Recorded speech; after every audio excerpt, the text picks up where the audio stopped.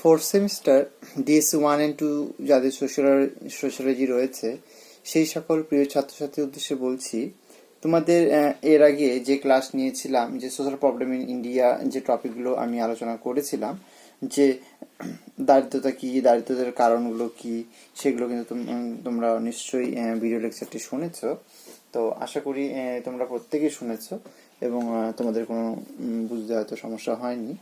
তো আজকে আমি যে টপিকটা নিয়ে আবার আলোচনা করব, যে দারিদ্র দূরীকরণের বিভিন্ন কর্মসূচি ও পরিকল্পনা রূপরেখাগুলো কি, ভারতবর্ষের দারিদ্র দূরীকরণের পরিকল্পনা বা কর্মসূচি কি তা আলোচনা করে যদি আসে, তো তোমরা কিন্তু এই ভিডিও লেকচারটি অবশ্যই শুনবে এবং তোমাদের এই প্রশ্ন আসলে পরে তোমরা এই ভিডিও লেকচারের মাধ্যমে তোমরা সেটা লিখতে পারবে।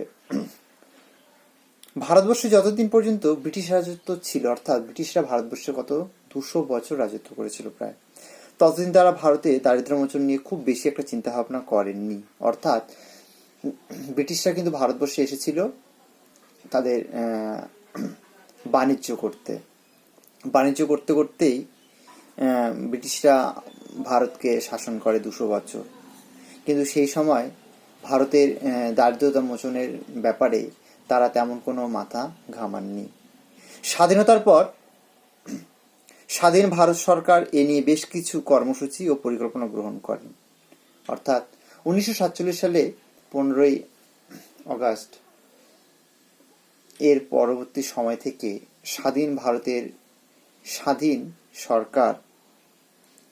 ভারত সরকার এই দারিদ্র দূরীকরণের জন্য বিভিন্ন কর্মসূচি ও পরিকল্পনা গ্রহণ করেন। সেই পরিকল্পনা কি কি তা আমরা আলোচনা করছি।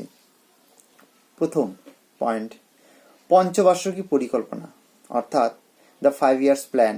এই পঞ্চবার্ষিকী পরিকল্পনা করা হয় যার মাধ্যমে দারিদ্র দূরীকরণ কর্মসূচির মধ্যে অন্তর্ভুক্ত। স্বাধীনতা লাভের পরেই ভারত সরকার পরিকল্পনা মাফিক দ্রুত আর্থিক উন্নয়নের সংকল্প গ্রহণ করে। মূলত অর্থনৈতিক সম্প্রসারণ, আর্থিক বৈষম্য হ্রাস ও সমাজতান্ত্রিক ধাঁচে সমাজ গঠন, এই তিনটি উদ্দেশ্যকে সামনে রেখে। কি কি ধাঁচ বললাম?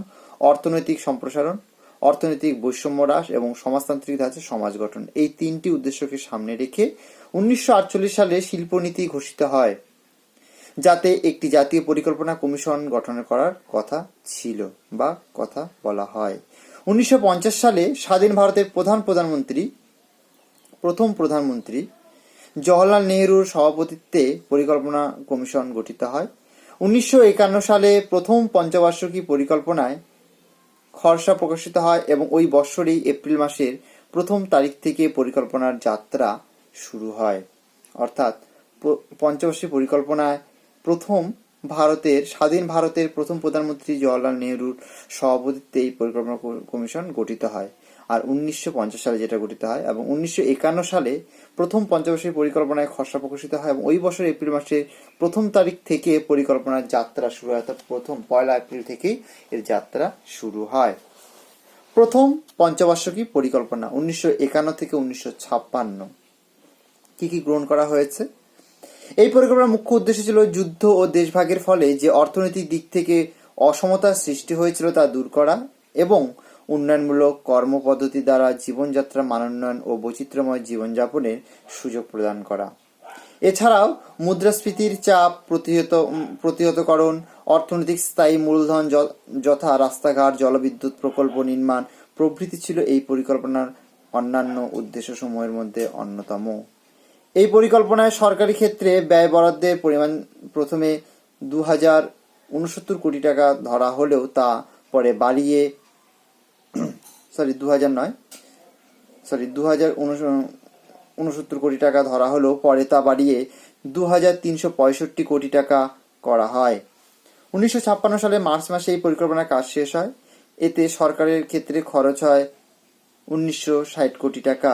এই পরিকল্পনায় কৃষির উৎপাদনে 19%, খাদ্য শস্যের উৎপাদনে 19.6%, মূলধন শিল্পের উৎপাদন 70% এবং জাতীয় আয় 18% এবং মাথাপিছু আয় 11% বৃদ্ধি পায়।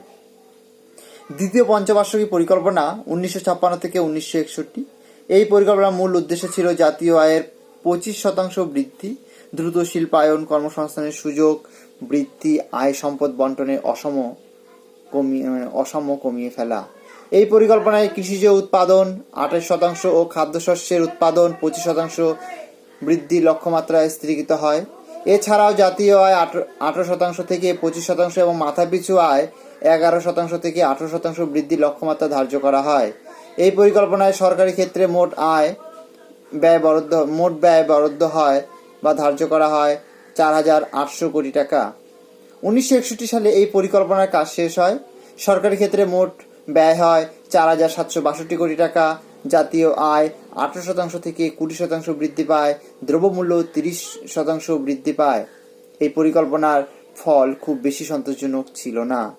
তৃতীয় পঞ্চবার্ষিকী পরিকল্পনা 1961 থেকে 1966। এই পরিকল্পনার মূল লক্ষ্য ছিল জাতীয় আয় 30% বৃদ্ধি ও মাথাপিছু আয় 17% বৃদ্ধি করা। এছাড়াও খাদ্যশস্য উৎপাদন 10 কোটি টনে নিয়ে যাওয়া। অবৈতনিক বাধ্যতামূলক শিক্ষার প্রবর্তন, চিকিৎসার সুব্যবস্থা করা, কৃষিক্ষেত্রে 35 লক্ষ ও কৃষি বহির্ভূত ক্ষেত্রে 1,05,00,000 লোকের কর্মসংস্থান করা ছিল এই পরিকল্পনার অন্যতম লক্ষ্য। এই পরিকল্পনার ব্যয় বরাদ্দ ধরা হয় সরকারি ক্ষেত্রে 7,500 কোটি এবং বেসরকারি ক্ষেত্রে 4,500 কোটি টাকা। 1966 সালে এই পরিকল্পনার কাজ শেষ হয়েছিল। এই পরিকল্পনার সরকারি ক্ষেত্রে মোট ব্যয় হয় 8,577 কোটি টাকা। তবে এই পরিকল্পনা খুব বেশি সাফল্য লাভ করা যায়নি বা লক্ষ্য করা যায়নি। ভারতের সাথে চীন ও পাকিস্তানের যুদ্ধে এই পরিকল্পনার ব্যর্থতার কারণ হিসেবে অনেকখানি দায়ী। জাতীয় আয় 14% বৃদ্ধি পায়, কৃষিক্ষেত্রে ব্যর্থতা দেখা যায়। তৃতীয় পঞ্চবার্ষিকী পরিকল্পনা, যেটা 1966 থেকে 1969, 1966 থেকে 1969 এই 3টি বছরের জন্য প্রতি বছর বার্ষিক পরিকল্পনা করা হয়। প্রথম বার্ষিক পরিকল্পনা 1966 থেকে 67। সরকারি খাতে ব্যয় বরাদ্দ ছিল 2,085 কোটি টাকা। খাদ্য সংকটের মোকাবিলায় ছিল এই পরিকল্পনার মুখ্য উদ্দেশ্য। এই বার্ষিক পরিকল্পনার প্রকৃত ব্যয় হয় 2,221 কোটি টাকা। এই সময় জাতীয় আয় বৃদ্ধি পায় মাত্র 0.9%। কৃষি উৎপাদন খরার জন্য কমে যায়। শিল্পের উৎপাদন বৃদ্ধি পায় মাত্র 0.2%। দ্বিতীয় বার্ষিক পরিকল্পনায় 1967 থেকে 68 মোটামুটি লক্ষ্যমাত্রাগুলি পৌঁছানো সম্ভব হয়। এই পরিকল্পনায় 2,246 কোটি টাকা ব্যয় বরাদ্দ ধরা হয়। জাতীয় আয় 12% ও শিল্প উৎপাদন 5% বৃদ্ধি স্থির করা হয়েছিল। তাছাড়া খাদ্যশস্য উৎপাদনে 9.5 কোটি টন ধার্য করা হয়। তৃতীয় বার্ষিক পরিকল্পনায় খাদ্য উৎপাদনের লক্ষ্যমাত্রা ছিল 10.2 কোটি টন। জাতীয় আয় বৃদ্ধির লক্ষ্যমাত্রা ছিল 5%। পরিকল্পনা শেষে দেখা গেল জাতীয় আয় বৃদ্ধি পেয়েছে 3%, শিল্প উৎপাদন বৃদ্ধি পায় 7%, কিন্তু দ্রব্যমূল্য বৃদ্ধি পায় 10%। চতুর্থ পঞ্চবার্ষিকী পরিকল্পনা 1969 থেকে 1974। এই পরিকল্পনার মুখ্য উদ্দেশ্যগুলি হল খাদ্যশস্যের একটি মজুদ ভাণ্ডার গড়া, রপ্তানি বৃদ্ধি, সঞ্চয় ও বিনিয়োগ বৃদ্ধি, জনসংখ্যা বৃদ্ধি রোধের জন্য পরিবার পরিকল্পনা, বৈদেশিক ঋণ শোধ, কৃষি উৎপাদন বার্ষিক 5% হারে বৃদ্ধি, শিল্পক্ষেত্রে উন্নতির হার 8.12% বৃদ্ধি প্রভৃতি। এই পরিকল্পনায় সরকারি খাতে ব্যয় বরাদ্দের পরিমাণ ধার্য হয় 15,902 কোটি টাকা। চতুর্থ পরিকল্পনা 1971 সালে ভারত পাকিস্তান যুদ্ধ, বাংলাদেশের উদ্বাস্তু এদেশে চলে আসা সহ বেশ কিছু কারণে ব্যর্থতায় পর্যবসিত হয়। এই পরিকল্পনায় সরকারি খাতে মোট 16,201 কোটি টাকা ব্যয়িত হয়। অভূতপূর্ব মুদ্রাস্ফীতি দেখা দেয়। কর্মসংস্থান, শিল্পের, কৃষির অগ্রগতির তাদের লক্ষ্যসমূহের কাছাকাছি যেতে পারেনি। পঞ্চম পঞ্চবার্ষিকী পরিকল্পনা 1974 থেকে 1978। এই পরিকল্পনার দুটি মুখ্য লক্ষ্য ছিল দারিদ্র দূরীকরণ ও অর্থনৈতিক স্বয়ংসম্পূর্ণতা। দারিদ্র দূরীকরণের লক্ষ্য তদন্তে প্রধানমন্ত্রী ইন্দিরা গান্ধী 20 দফা কর্মসূচি ঘোষণা করেন। মোট জাতীয় উৎপাদন বার্ষিক 5.2% হারে বৃদ্ধির লক্ষ্যমাত্রা ধরা হয়। এই পরিকল্পনায় ব্যয় বরাদ্দ ধরা হয় সরকারি খাতে 39,303 কোটি টাকা ও বেসরকারি খাতে 27,048 কোটি টাকা। এই পরিকল্পনা 5 বছরের পরিবর্তে জরুরি অবস্থার কারণে 4 বছরে শেষ হয়। এই সময়ের মধ্যে খাদ্যশস্যের উৎপাদনের সর্বকালীন রেকর্ডে পরিণত হয়। 12.1 কোটি টন। খাদ্যের বিপুল মজুদ ভাণ্ডার গড়ে ওঠে। শিল্পের উৎপাদন বার্ষিক 5% উপর বৃদ্ধি পায়। বৈদেশিক মুদ্রা সঞ্চয়ের পরিমাণ 5,000 কোটি টাকা হয়। জাতীয় আয় বার্ষিক 4.85% ও মাথাপিছু আয় বার্ষিক 2.6% বৃদ্ধি পায়। এই পরিকল্পনা উল্লেখযোগ্য সাফল্য লাভ করে। নেক্সট নাম্বার, জনতা সরকারের পরিকল্পনা 1978 থেকে 1983। পঞ্চম পরিকল্পনা তার মেয়াদের আগে শেষ হয়। 1978 সালে জনতা সরকার 1978 থেকে 83 পর্যন্ত 5 বছরে এই পরিকল্পনা গ্রহণ করে। এই পরিকল্পনায় দুটি বিষয়ের উপর জোর দেওয়া হয়: কর্মসংস্থান ও দারিদ্র্যের জীবনযাত্রার মান উন্নয়ন। এই পরিকল্পনায় মোট ব্যয় বরাদ্দ করা হয়েছিল 1,15,240 কোটি টাকা। তবে এই পরিকল্পনা খুব বেশি সাফল্য পায়নি। 1980 সালে জনতা সরকারের পতনের পর কংগ্রেস ক্ষমতায় এসে এই পরিকল্পনা বাতিল করে ও ষষ্ঠ পঞ্চবার্ষিক পরিকল্পনা ঘোষণা করে। ষষ্ঠ পঞ্চবার্ষিক পরিকল্পনা কি? 1980 থেকে 1985। এই পরিকল্পনার মূল লক্ষ্য ছিল আর্থিক সম্প্রসারণ, দারিদ্র্য দূরীকরণ ও স্বয়ংসম্পূর্ণতা অর্জন। এই পরিকল্পনার জন্য সরকারি ক্ষেত্রে ব্যয় বরাদ্দ ধার্য ছিল 97,500 কোটি টাকা এবং বেসরকারি ক্ষেত্রে এই পরিমাণ ছিল 74,710 কোটি টাকা। এই পরিকল্পনার বার্ষিক 5.2% হারে মাথাপিছু আয়ের বৃদ্ধি লক্ষ্যমাত্রা ধার্য করা হয়। ষষ্ঠ পরিকল্পনা তার লক্ষ্যমাত্রা অনুযায়ী অনেকখানি এগিয়ে গিয়েছিল।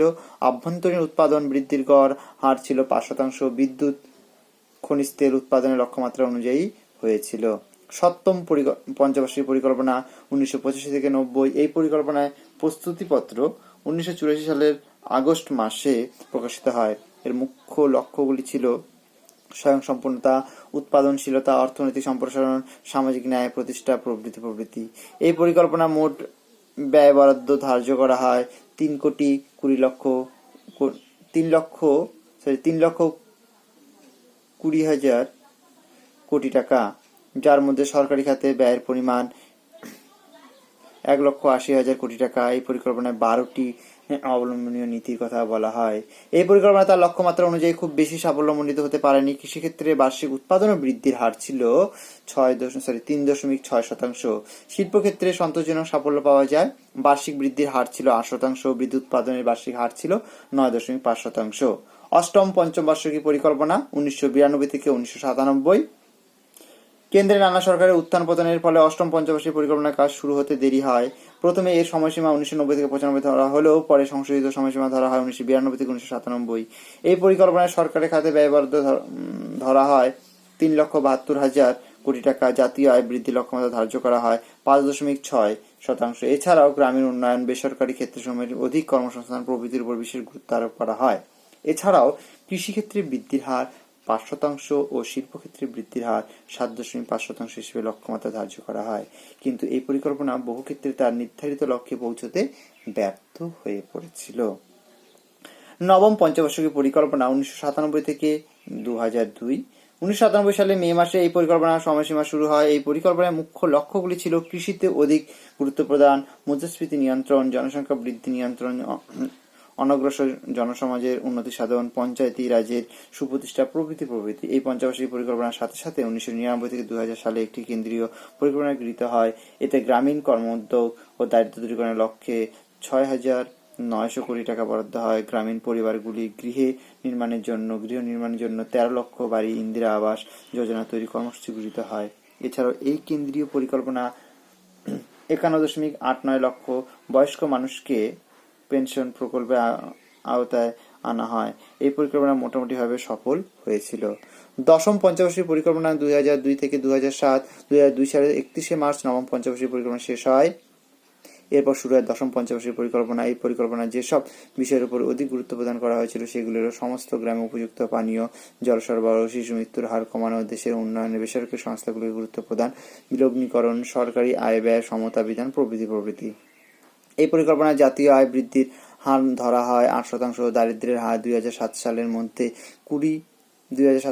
20% নামিয়ে আনা হয়। সাক্ষরতার হার 72% পৌঁছানো প্রভৃতি এই পরিকল্পনার বিশেষ কয়েকটি লক্ষ্যমাত্রা ছিল।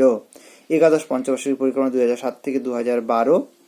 2007 সালে মাঝামাঝি থেকে শুরু হয়েছিল এই পরিকল্পনা। এই পরিকল্পনা যে সকল বিষয়ের উপর গুরুত্ব আরোপ করা হয়েছিল সেগুলো: জাতীয় আয় বৃদ্ধির হার 10% করা, কোটি কর্মসংস্থান সৃষ্টি করা, দারিদ্র্যের হার 10% কমানো, জনসংখ্যার বৃদ্ধির হার 2.1-এ নামিয়ে আনা, শিশু শ্রমের অবলুপ্তি, সমস্ত সরকারি ক্ষেত্রে মহিলাদের জন্য 33% সংরক্ষণ সুনিশ্চিত করা, প্রত্যেকের জন্য শুদ্ধ পানীয় জলের ব্যবস্থা করা।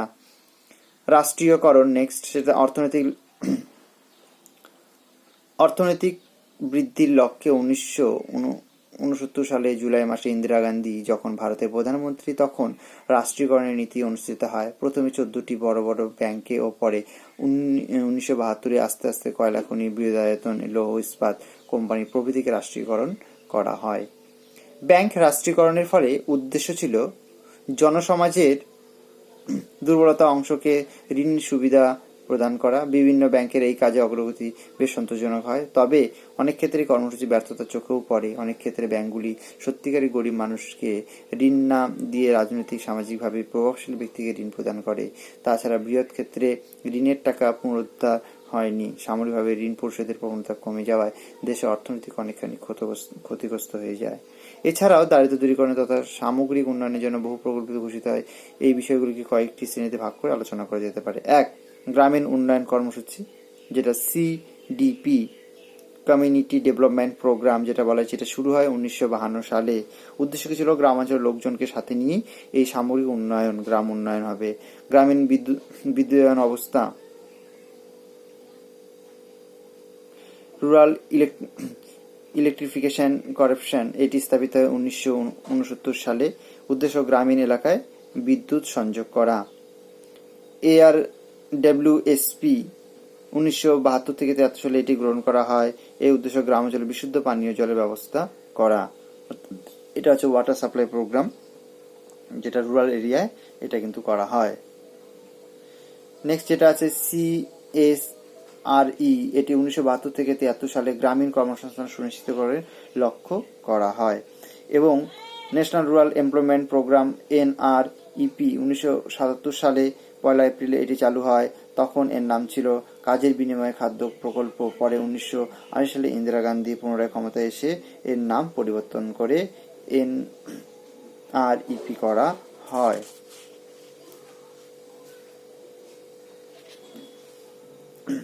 এরপরে গ্রামীণ এলাকার নারী শিশু উন্নয়ন কর্মসূচি করা হয়। এটা 1982 সালে চালু হয়। এর উদ্দেশ্য ছিল গ্রামীণ দরিদ্র সীমার নিচে বসবাসকারী মহিলাদের স্বনির্ভরতার জন্য প্রয়োজনীয় সুযোগ সুবিধা সৃষ্টি করা। প্রধানমন্ত্রী আদর্শ গ্রাম যোজনা যেটা করা হয়, প্রধানমন্ত্রী আদর্শ গ্রাম যোজনা PMAGY, এটি চালু হয় 2010 সালে। মূলত তপশিলি জাতি উপজাতি অধ্যুষিত গ্রামগুলি উন্নয়নের প্রকল্প কাজ করা হয়ে থাকে। এরপর সম্পূর্ণ গ্রামীণ রোজগার যোজনা SGRY, এটি চালু হয়েছিল 2001 সালে 25 সেপ্টেম্বর। এর লক্ষ্য গ্রামীণ দরিদ্র মানুষের মজুরি অংশ হিসেবে শ্রম দিবস পিছু ন্যূনতম 5 কেজি খাদ্যশস্য সহ বার্ষিক 100 কোটি শ্রম দিবসের কর্মসংস্থান সৃষ্টি করা। এরপরে ছিল ডিস্ট্রিক্ট রুরাল ডেভেলপমেন্ট এজেন্সি অর্থাৎ জেলা গ্রাম উন্নয়ন সংস্থা। 1993 সালে প্রতি জেলা এই সংস্থা স্থাপিত হয়। গ্রামীণ মানুষজনের স্বনির্ভরতার প্রয়োজনীয় সাহায্য সহযোগিতা করাই এর মূল লক্ষ্য ছিল। এরপর ছিল মহিলা সমৃদ্ধি যোজনা MSY, এটি 1993 সালে চালু হয়। মহিলাদের ডাকঘরে টাকা জমানোর বিষয়ে এদেরকে উদ্বুদ্ধ করা হয়। এটা ছিল এদের মূল উদ্দেশ্য। এছাড়াও দারিদ্র মুক্তি কর্মসূচি যেগুলো গ্রহণ করা হয় সেগুলো হচ্ছে অন্তর্দয় কর্মসূচি। 1977 সালে 2রা অক্টোবর রাজস্থানে এটি চালু হয়। অন্ত মানে হচ্ছে নিম্ন, উদয় মানে হচ্ছে উন্নতি, অর্থাৎ অন্তর্দয় মানে হচ্ছে নিম্নদের উন্নতি। এই অর্থে প্রতি বছর 5টি করে দরিদ্র পরিবারকে উন্নতি বিধান করা হয়। স্বর্ণ জয়ন্তী শহরী যোজনা, রোজগার যোজনা SJRY, এটি 1997 সালে চালু হয়। এই প্রকল্পে শহরের বেকারদের জন্য কর্মনিযুক্তি ব্যবস্থা করা হয়। জয়প্রকাশ নারায়ণ রোজগার নিশ্চয়তা যোজনা, এটা 2002-3 সালে কেন্দ্রীয় বাজেটের সময় চালু করা হয়। সুসংহত গ্রামীণ উন্নয়ন প্রকল্প integrated rural development programme IRDP 1976 সালে মার্চ মাসে 20টি নির্বাচিত জেলাকে নিয়ে এটি চালু করা হয়। Integrated rural development programme IRDP 1976 সালে 20টি নির্বাচিত জেলাকে নিয়ে এটি মার্চ মাসে প্রকল্পটি চালু হয়। এই যে তোমাদের যে বিষয়গুলো বলা হচ্ছে তোমরা কিন্তু অবশ্যই এগুলো মনে রাখবে এবং তোমরা কিন্তু এগুলো নোট ডাউন করেও রাখতে পারো। নেক্সট যে একটা পয়েন্ট আছে অন্তোদয় অন্ন যোজনা, এটি 2000 সালে 25 ডিসেম্বর সারা ভারতে চালু হয়েছে। এটি দরিদ্রতমদের জন্য এই প্রকল্পে জানুয়ারি 2006 থেকে প্রতিটি দরিদ্রতম পরিবারের জন্য 30 কেজি চাল গম প্রদানের ব্যবস্থা রয়েছে। এগুলো তোমরা অবশ্যই শুনবে এবং নেক্সট দিনে আমরা আরো টপিক নিয়ে আলোচনা করব।